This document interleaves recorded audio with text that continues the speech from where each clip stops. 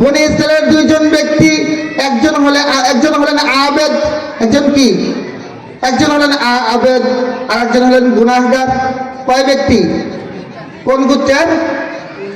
বনি ইসরায়েলের দুইজন ব্যক্তি, একজন হলেন আবেদ ব্যক্তি আর একজন হলেন গুনাহগার ব্যক্তি।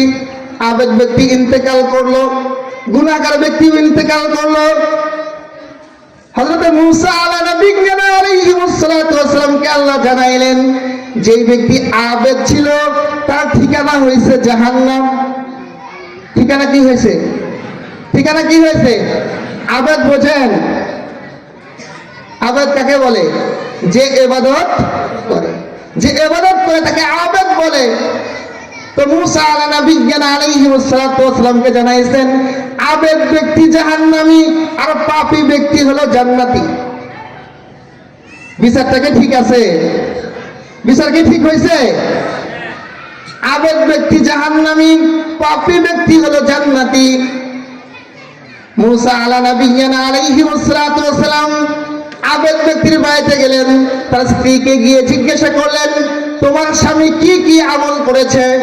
স্ত্রী বলল আমরা সকলেই জানি উনি একজন আবেদ ব্যক্তি ছিল, সব সময় তিনি আল্লাহ তাআলার ইবাদত করেছেন, সকলেই আমরা জানি। মূসা আলাইহিস সালাম বললেন বিশেষ কোন আমল তার ছিল কিনা সেটা বলো। এখন বিবি বলেন উনি যখন রাতে ঘুমাইতে গেছেন, কই গেছেন? আমরা ঘুমাই কি ঘুমাই না? ঘুমাই কি ঘুমাই না? আবেদ ব্যক্তি যখন ঘুমাইতে যাইতেন তখন তিনি বলতেন মূসা নবী যা যা নিয়ে আসছে যদি সত্য হয়, যদি কি হয়, যদি কি হয়, শব্দটা খেয়াল করেন, শব্দটা খেয়ালের বিষয়। আবেদ কি বলছেন? যদি মূসা আলাইহিস সালাম যা কিছু নিয়ে আসছেন সেগুলো যদি সত্য হয় তাহলে আমি সফল কাম, সেগুলো আমি কি সফল কাম। বলেন ঈমানের ক্ষেত্রে যদি আছে, ঈমানের ক্ষেত্রে যদি আছে, আবেদ কি বলছেন? যদি মূসা আলাইহিস সালাম যা কিছু নিয়ে আসছেন যদি সত্য হয় তাহলে সফল কাম। তো মূসা নবীর বুঝতে আর বাকি হয় নাই, মূসা নবী বুঝে ফেলছেন। এরপরে পাপী ব্যক্তির বাড়িতে গেছেন, স্ত্রীকে গিয়ে জিজ্ঞাসা করছেন তোমার স্বামী কি এমন আমল করেছে? স্ত্রী বলে যে আমার স্বামী তো শুধু পাপই করছে। কি করছে? ও যে পাপী ছিল সবাই জানে যে পাপী ছিল, তার তো আমল বলতে কিছু নাই।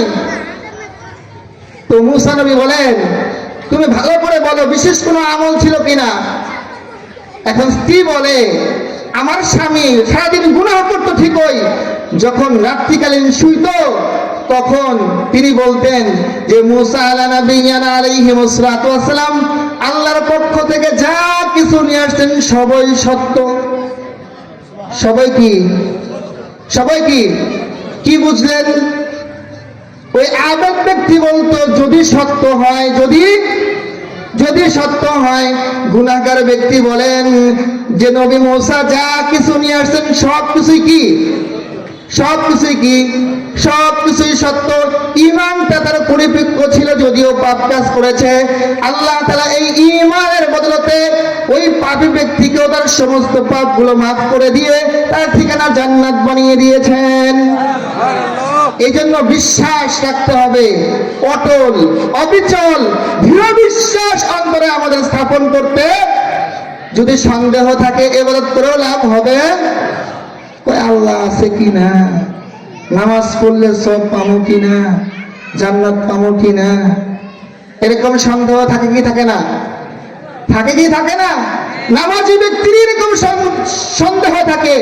যদি সন্দেহ থাকে ঈমানের ক্ষেত্রে তাহলে তার আকাশচুম্বী ইবাদত জাহান্নামে নিয়ে।